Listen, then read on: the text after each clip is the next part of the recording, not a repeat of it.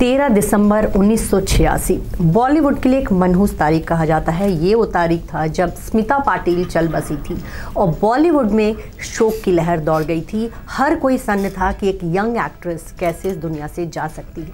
आपको बताएं कि स्मिता पाटिल जो है उस दौरान जो है माँ बनी थी।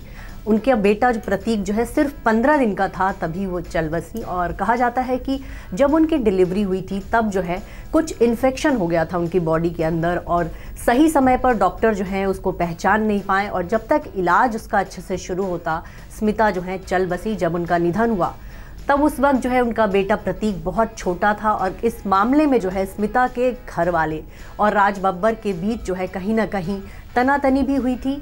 स्मिता के घर वालों ने ये आरोप लगाया कि राज बब्बर ने जो है स्मिता का ढंग से ख्याल नहीं रखा और इसी वजह से कहीं ना कहीं वो जो है इस दुनिया से चल बसी।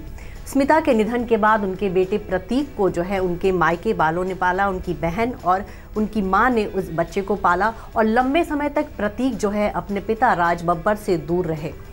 काफ़ी समय तक जो है उनकी जो है राज बब्बर से नहीं बनी, उन्होंने अपना सरनेम तक हटा लिया था। फिर बाद के दिनों में जो है दोनों के बीच जो है सुलह हुई और पिछले दिनों उन्होंने अपना बर्थडे भी पिता के घर जाकर मनाया था और हर त्यौहार पर जो है वो राज बब्बर के घर जाते हैं, वहाँ जो उनके स्टेप भाई ब्रदर हैं उन सबसे मिलते हैं और अब जो है वो अच्छी बॉन्डिंग शेयर करते हैं।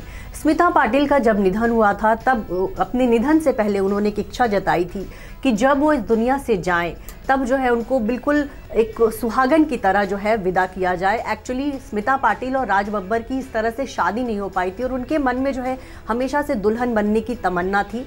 तब उन्होंने अपने मेकअप आर्टिस्ट दीपक सावंत से कहा था कि जब भी वो दुनिया से जाएं वो उनको जो है उनका मेकअप खूब अच्छी तरह से करे। और इसके पीछे एक कहानी ये भी है कि एक बार जो है उन्होंने दीपक सावंत को एक कलाकार को जो है लेट कर मेकअप कराते हुए देखा था और स्मिता ने कहा था कि कभी इस तरह मेरा भी मेकअप करना।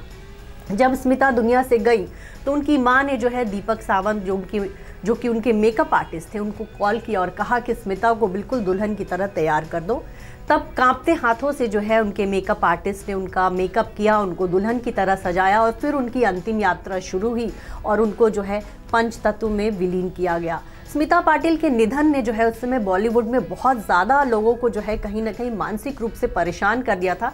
एक घटना ये भी थी कि मिथुन चक्रवर्ती जो है उस दौरान एक सेट पर जो है 50 फीट की ऊंचाई से गिर पड़े थे और तब उनको वीरू देवगन ने लपक लिया था और उस दौरान जो है सबसे पहले मिथुन चक्रवर्ती को यही लगा कि अब स्मिता के बाद के निधन के बाद उनके निधन की खबर आती, क्योंकि वह हादसा जो है बहुत खतरनाक था।